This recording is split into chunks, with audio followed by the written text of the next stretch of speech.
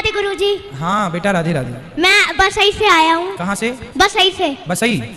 वो गुरुजी मुझे आपसे एक प्रश्न पूछना है। पूछ लो बेटा। गुरुजी मुझे भगवान कैसे मिलेंगे? अच्छा बहुत सुंदर। आपकी माता है? हाँ। पिताजी हैं? हाँ नहीं। माता है? हाँ। तो जो आपकी माँ है ना, भगवान ही आपकी माँ के रूप में आपके संग हैं। आपकी माँ ही भगवान है बेटा, है ना। तो आप अब ये नहीं कहो कि भगवान कम मिलेंगे। भगवान तो ऑलरेडी आपको प्राप्त हैं, मिल चुके हैं आपकी माँ के रूप में। ठीक है, तो आपकी माँ ही कौन है? भगवान। हाँ, इसलिए माँ को ही भगवान मानेंगे आप और सदा उनकी सेवा करेंगे। वो पढ़ लिख के आप बसई आते हो कथा करने? आप बसई आते हो? आप बड़े होके बुलाएंगे, जरूर ये दास आएगा। मैं तो बुला रहा हूँ, आ जाना। जरूर आएंगे। मैं आपकी कथा सुनता हूँ, बहुत अच्छी लगती है। अच्छा, सबको अपने दोस्तों को भी कहा करो, वो भी कथा सुना करें। मेरे पापा सुनते थे पर वो अब एक्सपायर हो गए। अच्छा। हाँ, ड्रिंकिंग करते थे। तुमको आपने रोका नहीं था कि ड्रिंकिंग मत करो? वो रोका था मैंने तो, पर रुके नहीं। चलो, भगवान उन्हें अपने चरणों में स्थान दें। ठीक है, ओके, थैंक यू। खुश रहो। जय श्रीमन नारायण गुरुजी। जय श्रीमन नारायण। आपके श्री चरणों में कोटि कोटि प्रणाम। खुश रहिए। मेरे पति 8 महीने हो गए एक्सपायर हुए उनको। तो एक तो मुझे वो दिखाई बहुत देते हैं, मतलब जब वो एक्सपायर हुए थे तो मेरे 3 बेटे हैं। मेरे 2 बेटों ने भी मुझे छोड़ दिया। जो छोटा बेटा है वो मेरा साथ देता है, लेकिन उसकी पत्नी ने उसे छोड़ दिया मेरी वजह से। तो मेरे को ऐसा लगता है कि मुझे अपने आप को ऐसा लगता है कि मैं पापन हूँ। मतलब मैं क्यों? क्योंकि उसकी पत्नी छोड़ के चली गई मेरी वजह से। वो कहता है कि मैं माँ को छोड़ूंगा नहीं। तो उसकी पत्नी को समझाओ। नहीं समझ आ रही। हमारे पास हम समझाएं। आती ही नहीं है वो आती ही नहीं है। आपके जीवन में जब भी कोई विषम ऐसी परिस्थितियां आए, इसलिए तो हम आप लोगों से रोज संवाद करते हैं। अपनी पत्नी, अपने पति, अपनी सास, अपनी बहू, जब घर के परिवार के उलझे हुए रिश्ते हों तो लाया करो, हम उन्हें सुलझा दिया करेंगे बिहारी जी की कृपा से। तो आप ले आया करें उनको, लाओ बहू। वो बात ही नहीं करती, वो तो कैसे लाएं बताइए? बात ही नहीं करती। उसका घर भी नहीं पता हमें, कहाँ किराए पे रहती है वो, तो हमें मालूम ही नहीं है कहाँ पे है उनका। बच्चे हैं? नहीं, बच्चे नहीं हैं। चलिए समझाओ उनके, आपके बेटे से बोलो कि वो बातचीत करें और समझाए और लेके आए। वृंदावन जरूर लाइएगा हमारे पास। सूरत रहता है मेरा बेटा, वो कह रही सूरत ले जाओ मुझे आके। तो अभी गया वो 1 महीने, होली पे आया था, 1-1.5 महीना हुआ है अभी गए को। उसने बोला भी था कि ऐसा है, मम्मी के पास आके रह लो 2 महीने 3 महीने में, मैं अपना इंतजाम कर लूँगा, तो सूरत ले आऊँगा मम्मी को भी तुम्हें भी। उसने बात ही बंद कर दी, मम्मी का नाम आते ही बात बंद कर दी। उसके बाद ना फ़ोन उठाती है ना बात करती है, कुछ नहीं। तो फिर आप क्या चाहते हैं?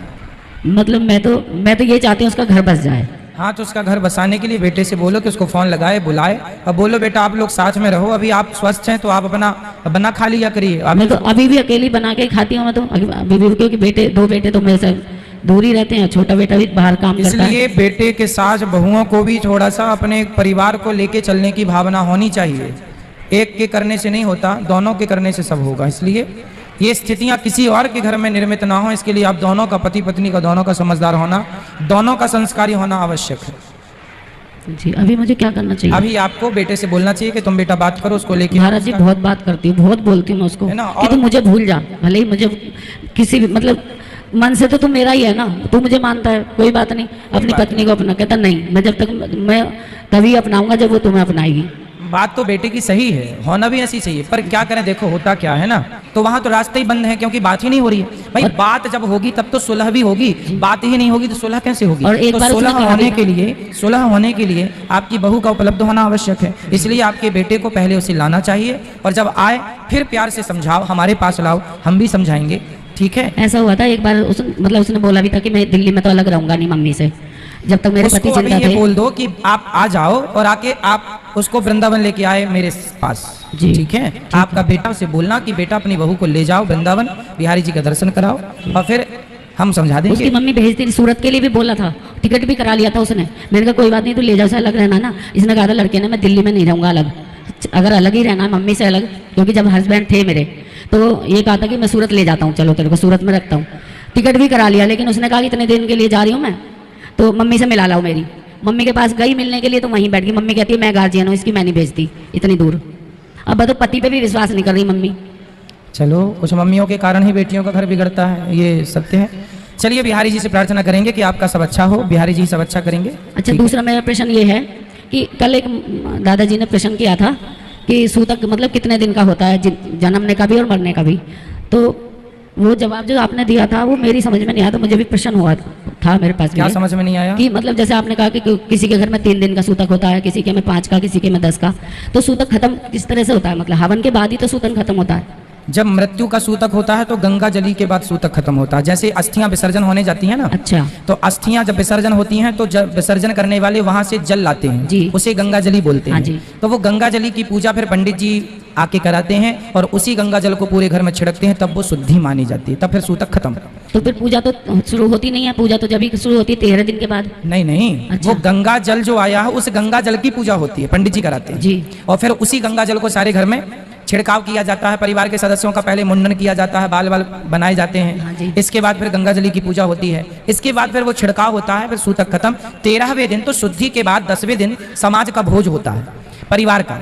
हाँ जी, परिवार का भोज 10वें दिन होता है। 10वें दिन से 12वें दिन तक चलता रहता हाँ है। जी। फिर 13ही के दिन फिर ब्राह्मणों का भोजन होता है, तब जाकर के फिर पूरा क्रिया पूरा होता है। अच्छा, और जन्मने का? जन्मने का अलग अलग होता है, ये भी सबकी अपनी अपनी मान्यताएं होती है ना। जैसे मूल पढ़ते हैं, हाँ जी, मूल पूजते हैं, किसी के कुछ दिन के मूल, लड़कियों के किसी दिन के कुछ मूल, तो मूल की पूजा होती है। जब मूल पूजे जाते हैं तब शुद्धि मानी जाती है। कई लोगों की मान्यता है कि मूल जानते हैं, बच्चों के होने पर मूल दिखाए जाते हैं, वो ग्रह नक्षत्र हैं। तो जब मूल पूज जाते हैं 13 दिन में या किसी के 27 दिन 27 दिन में, के ही सुने हैं तो वैसे। जब होते हैं तो तब शुद्धि पूर्ण मानी जाती है। तो हमारे घर में- अन्यथा 3 दिन की, 5 दिन की या किसी के यहाँ 7 दिन की। तो उसकी 3 दिन में कैसे, मतलब मान लो 3 दिन में कैसे शुद्धि होगी भाई फिर वो? 3 दिन में तो ऐसे हो जाती है कि उसके सारे ग्रह नक्षत्र उच्च कोटि के हैं, सब बढ़िया हैं।